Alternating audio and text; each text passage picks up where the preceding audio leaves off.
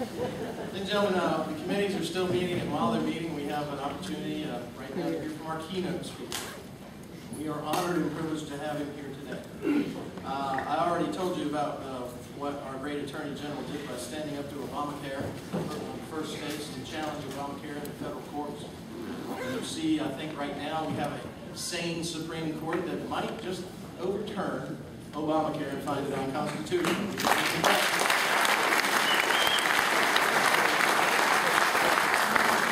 Ladies and gentlemen, that's not the only thing our Attorney General has done. He has stood up for justice. When those who have been wrongly accused and convicted in our state courts have been later found to be innocent, he has stood for them. He has stood up against the University of Virginia, who has altered evidence and made faulty reports regarding climate change. And God bless him for it.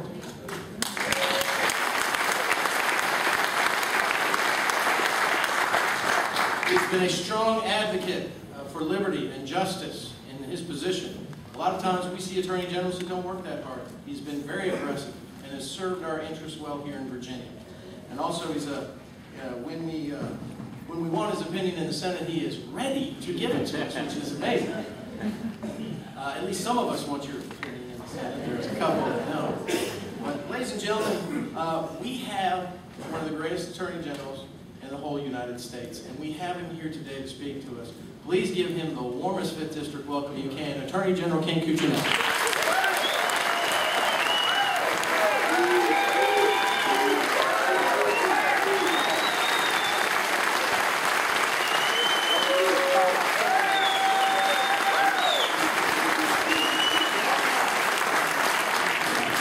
Good morning to you. Still good morning, barely. But it's great to see you have the problem of having to move people upstairs. It's a good view, right, Rappahannock? Good view. Y'all are used to mountains anyway. That's good.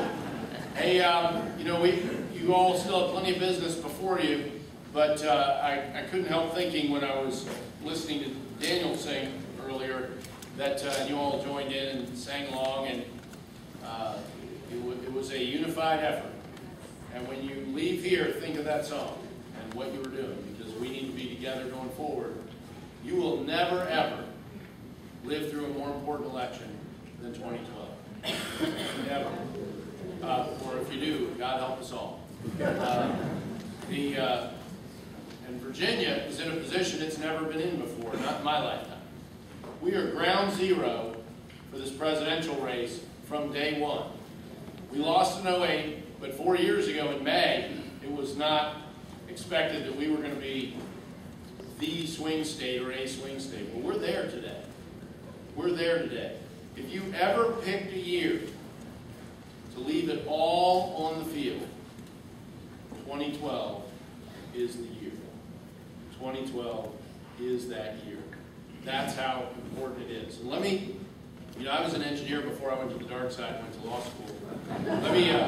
Let me share some numbers with you. You know, the president was inaugurated on January 20th, 2009.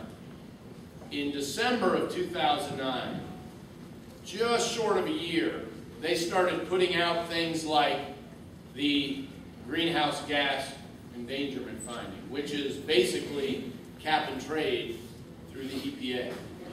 It took them about 11 months to really start putting this stuff out. Well, it's 2 years and less than 6 months from that point in time.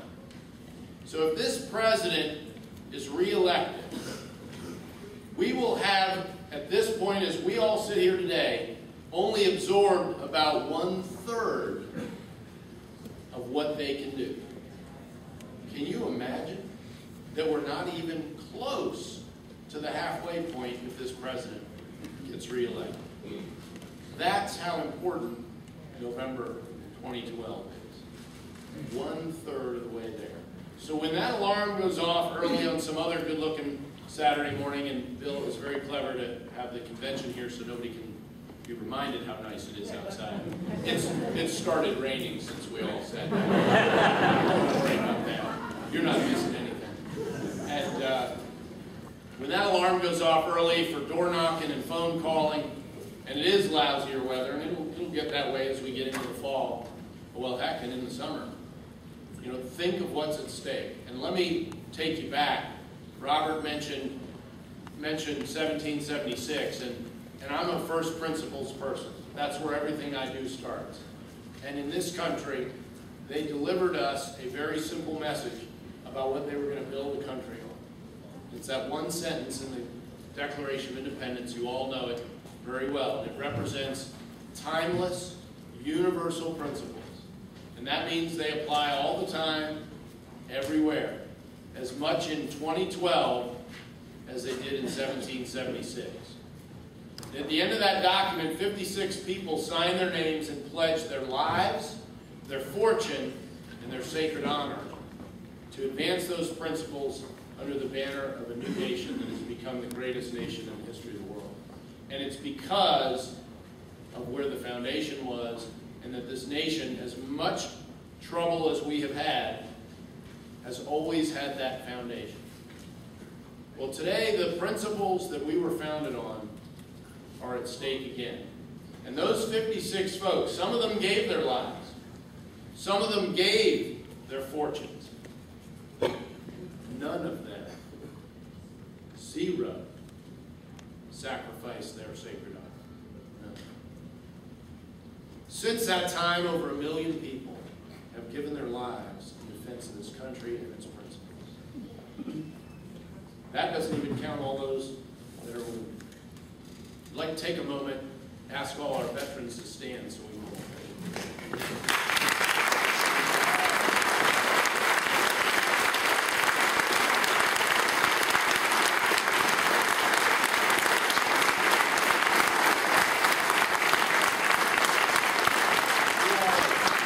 Proudly part of that tradition.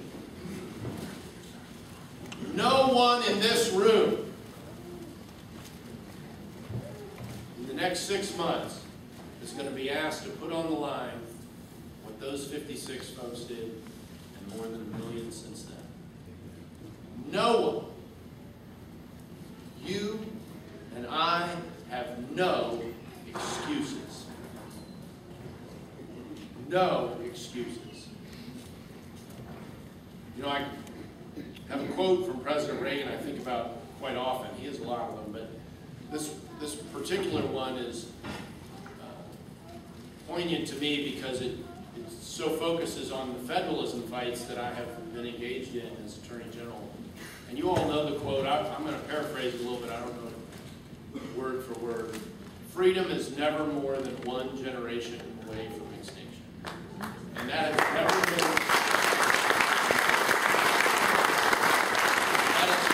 more obvious in our lifetimes than it is today. We didn't pass it to our children in the bloodstream. We have to nurture it, fight for it, and protect it for them to do the same. Usually people stop the quote there, but I'm not so optimistic, and I'm a conservative, so I know there are consequences. So let me share the rest of the quote with you.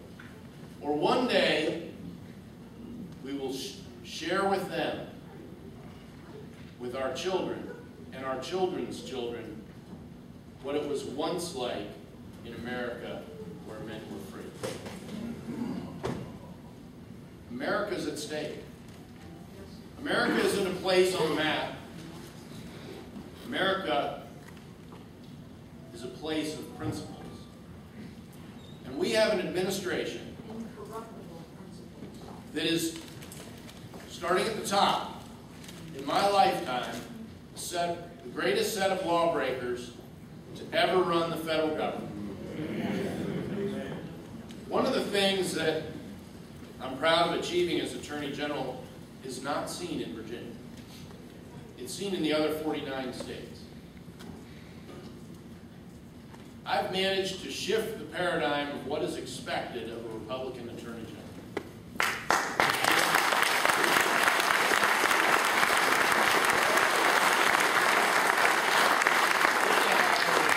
Made a part of campaigns in other states. The notion, and it's really just a reminder, it's in every one of their oaths, that your first obligation is to preserve and protect the Constitution of the United States.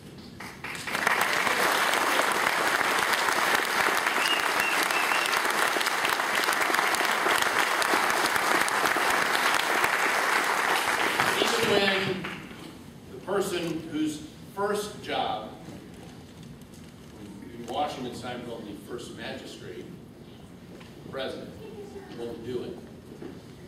In the healthcare case, I won't bore you with all the details, you all have been following it, but think about it this way. What we're doing in that case, and we is over half of the states that have sued the federal government as party claims. That has never happened before in the history of this country. What we're doing is suing the federal government to protect the U.S. Constitution from the federal government.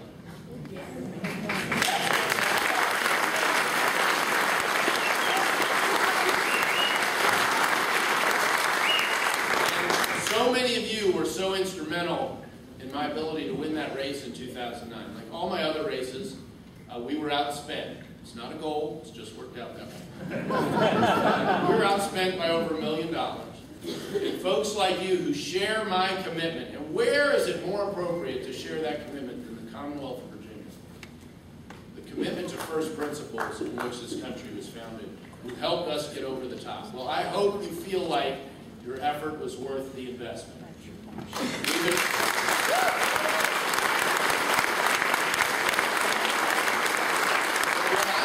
Doing is fighting a rear guard action.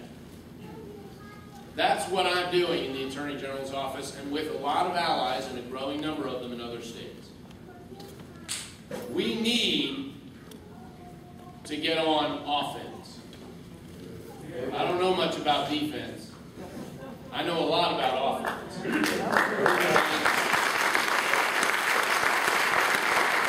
Our Republican team has got to get on offense.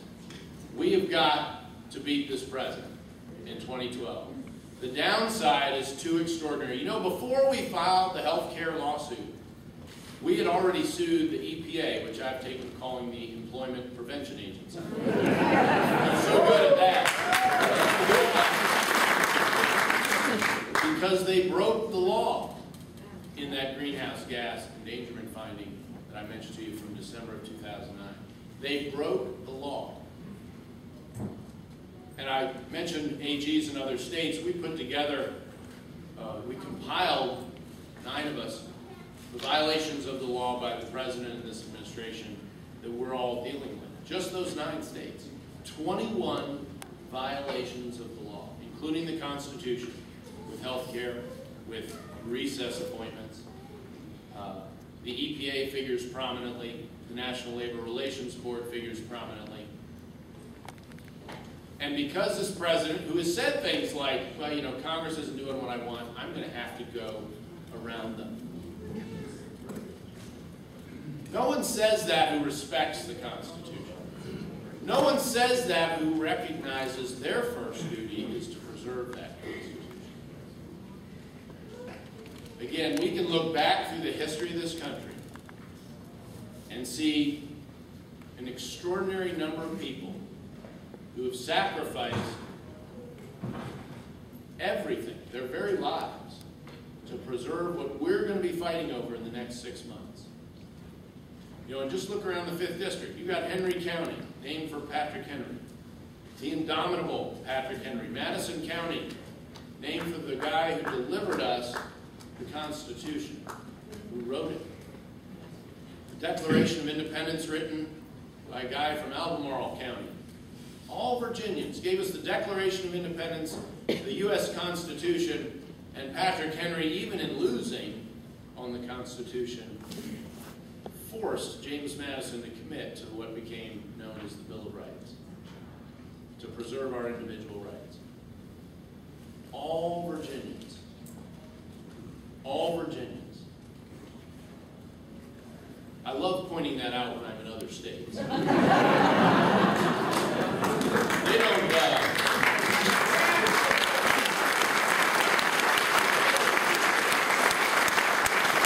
This is where it began. This is where the foundation of this country was first articulated, where it was designed, where it was built, where it was fought for, bled for, died for, and achieved.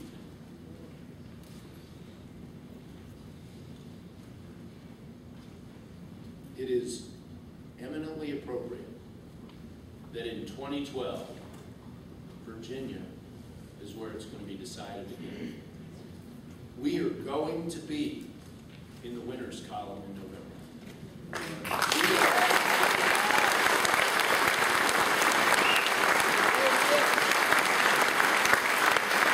question for you and for me is, which column is that going to be?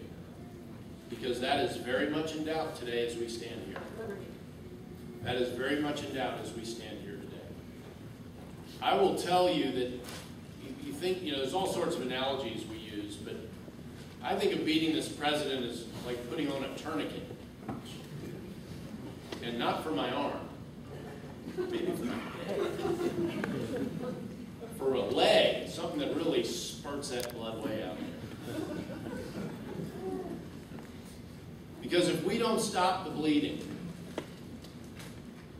if we don't return our government to people who not only respect liberty and opportunity, but are motivated to preserve it, instead of attack it as an impediment to what they really want to achieve, 4 more years are going to be 4 long years in American history. 4 long years in American history. We are at ground zero in 2012, and we should be proud of that fact. Take that on as a challenge. So many of you are here, you're competitors, you're fighters like me. This is a challenge for us. And it is one of the most important political challenges we will ever have. Nothing you do is unimportant. Every person you talk to, every flyer you deliver, each vote, you only get to do that once, that you cast, and the work you do on election day and leading up to it is going to matter more this year than it ever has before. Every race you've ever worked on has been a warm-up for 2012.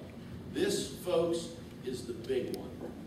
And America and its principles and the foundation on which we built it are absolutely at stake. And that's our fight. It's not Utah's fight. It's not New York's fight. It's Virginia's fight. This is going to be decided here, folks. So clear your calendars. Give until it hurts. No pun intended. Though I'm sure Robert would appreciate it. And push this thing all the way through past 7 o'clock.